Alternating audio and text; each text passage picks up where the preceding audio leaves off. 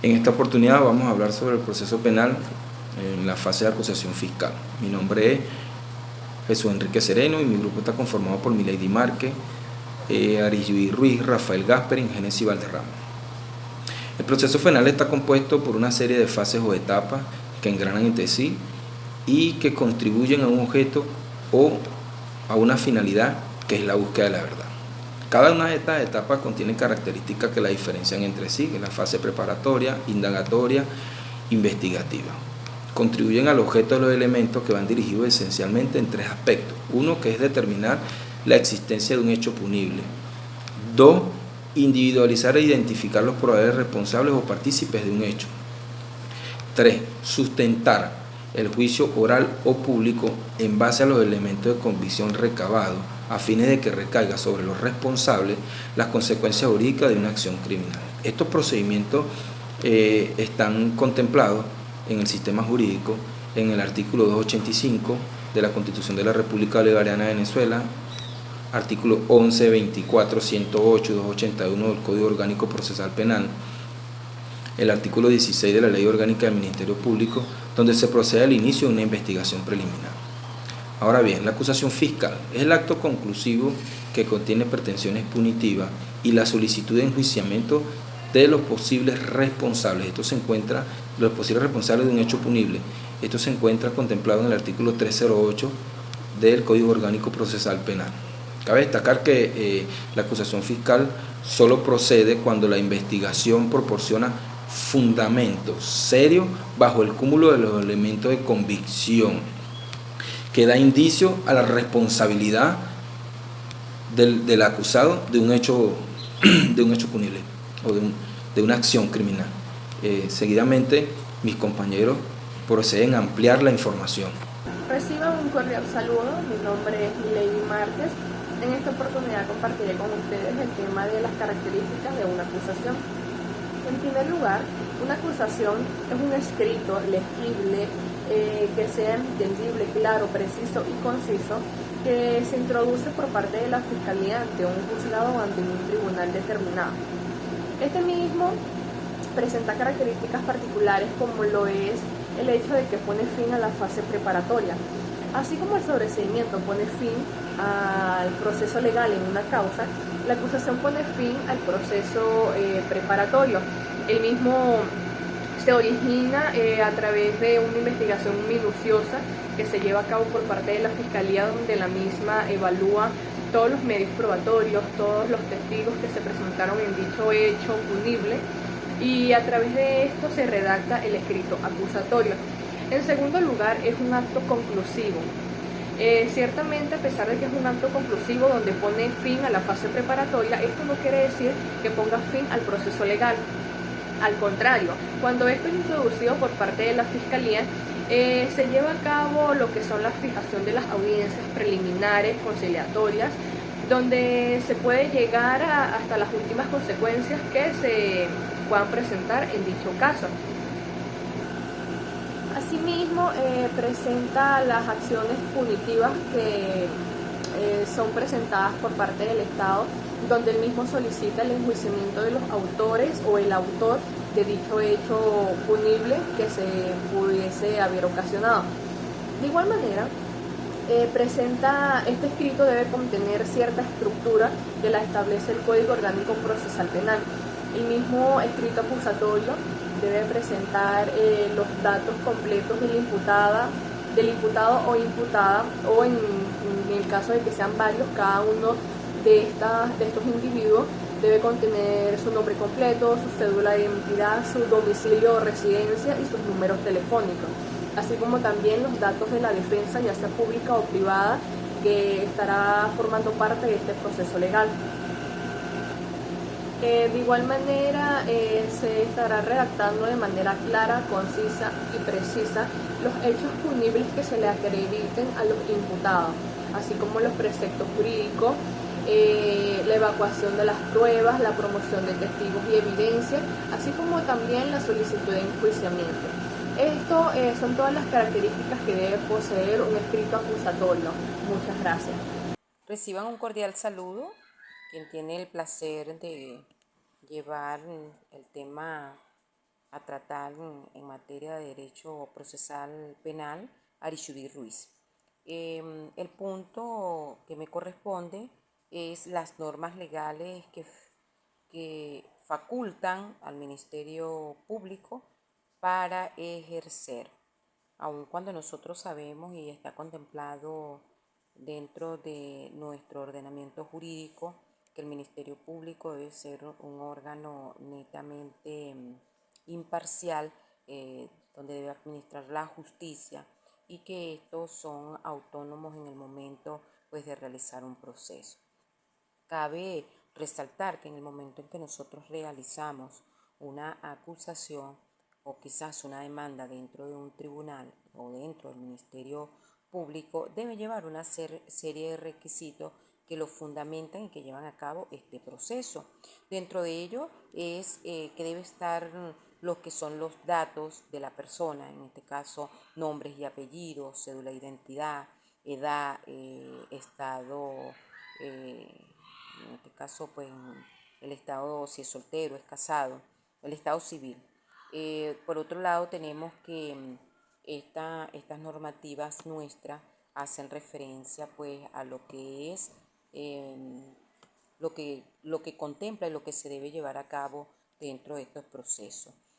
Lo otro es que debe tener el domicilio fiscal concreto o bien establecido, de manera que la persona se pueda contactar en el momento de algunas liberaciones de notificaciones o que corresponda asistir a un tribunal.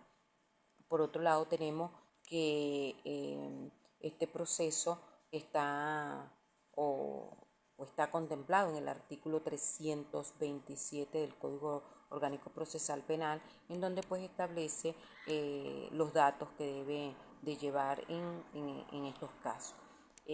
También se hace referencia a la gran importancia que tiene de la apertura el día que corresponde que asista el imputado, ¿sí?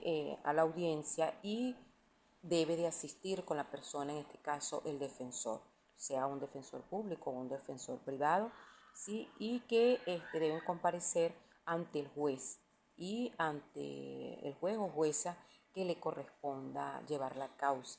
Esto significa que una vez introducido una demanda o un caso dentro de los tribunales, se deben llevar unos lineamientos o unos parámetros a seguir de unos lapsos de tiempo establecidos por la ley para que se presente la persona a la cual pues se le realiza una cita. En el caso tal de que estos no lo realicen, entonces pues tienen alrededor de 5 días hábiles para hacer pues su pronunciamiento o realizar un pronunciamiento ante el tribunal, justificando pues el porqué quizás de no la asistencia a la solicitud. Por otro lado, tenemos los datos que sirvan para identificar al imputado en el nombre de domicilio, la residencia que hemos dicho anteriormente. Esto es fundamental. Si tenemos un imputado en donde no tenemos cómo ubicar o el tribunal no tiene cómo ubicarlo, entonces pues se hace un poco difícil. Entonces, esta fase o en estas normativas legales están contempladas en que el imputado debe de suministrar toda la información posible o toda la información que sea posible para llevar a cabo la causa que lleve un tribunal o un juez o jueza ante la justicia. En materia pues penal sabemos que existen unos lapsos de tiempo en donde el imputado tiene que cumplir de esta forma, pues se puede llevar a cabo este proceso. Muchísimas gracias. Mi nombre es Rafael Gasperi y mi punto a tratar será fundamentos de la imputación con expresión de los elementos de convicción que la motivan. La investigación preliminar es el escenario donde se podría recabar ese conjunto de elementos de convicción, dirigidos a servir de fundamentos de la acusación formal. Y es deber del fiscal del Ministerio Público proporcionar los elementos de convicción que sirven de base para solicitar el enjuiciamiento del imputado. Otro punto a tratar será el enjuiciamiento de los preceptos jurídicos aplicables.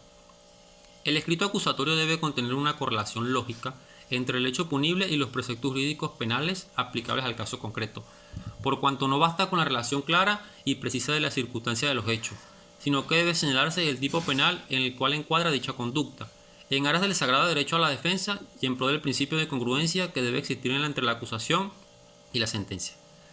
Ofrecimiento de los medios de pruebas que presenten en el juicio, con indicación de la pertenencia o la necesidad. El Ministerio Público, en quien reposa la totalidad de la carga de la prueba en el proceso penal acusatorio, se ve obligada a aportar los medios probatorios a través de las cuales incorporará los elementos de convicción recabados en la fase preparatoria, a los fines de poder llevar la convicción a la persona del juez en el juicio oral y público de la responsabilidad del acusado.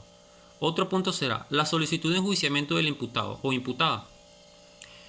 La solicitud de enjuiciamiento implica la retención del Estado, no se solicita la condena. Se peticiona la apertura de juicio mediante un escrito acusatorio a fines de poder demostrar en el debate la culpabilidad de los acusados. Otro punto es la consignación por separado de los datos de dirección de víctimas y testigos. En razón de la reserva de las direcciones de víctimas y testigos por parte del Ministerio Público, las mismas deben ser remitidas por separado al juez de control, a los fines de que sean tramitadas las respectivas boletas de citaciones en el caso de llegar a la fase de juicio. Muchas gracias. Mi nombre es Génesis Valderrama y les vengo a hablar sobre la oportunidad legal. La acusación podrá ser interpuesta una vez concluida la investigación preliminar si al imputado le fue impuesta una medida de privación judicial preventiva de libertad. Entonces corre un lapso de 30 días siguientes de la decisión judicial para presentar el respectivo acto conclusivo. Ese lapso podrá ser prorrogado hasta un máximo de 15 días adicionales, solo si el fiscal o la fiscal lo solicita. El principal efecto que surte con la presentación de la acusación es la convocatoria por parte del juez o la jueza de control en una audiencia preliminar 327 del COP, que deberá realizarse dentro de un plazo no menor de 15 días ni mayor de 20. En la fase intermedia del proceso penal, el juez de control fiscalizará el escrito acusatorio a los fines de determinar la validez formal. Una vez realizada la audiencia preliminar y admitida la acusación, el imputado pasa a ser acusado de conformidad con lo establecido en el artículo 124 del COP. La persona ofendida directamente por el delito podrá delegar a la Defensoría del Pueblo el ejercicio de sus derechos cuando sea más conveniente para la defensa de sus intereses. En este caso, no será necesario el poder especial de la delegación de los derechos contra un escrito firmado por la víctima o el representante de la Defensoría del Pueblo. Estos pueden constar de tres cosas: la admisión de hechos por parte del acusado, se ordena la apertura de juicio oral y público del acusado y se desestima la acusación por algún defecto de forma o de fondo. Esto quiere decir que los actos conclusivos representan uno de los pilares fundamentales en los cuales se sustenta el proceso penal acusatorio. La fase investigativa va dirigida a configurar los elementos copulativos de la verdad procesal. Se considera que los dos verdaderos actos conclusivos son el sobreseimiento y la acusación, por cuanto el archivo fiscal, además de representar una institución antigarantista, se erige como parte de una cultura inquisitiva, que no concluye la investigación, sino que hace posible la perpetuidad de la imputación. Luego de haber examinado cada uno de los actos conclusivos, se puede decir que la actuación del Ministerio Público en el proceso penal, más allá de la seriedad que exige, debe ser responsable con gran criterio de objetividad en aras de la fiel cumplimiento a los fines del proceso y sentar raíces de justicia en nuestro sistema penal. Gracias.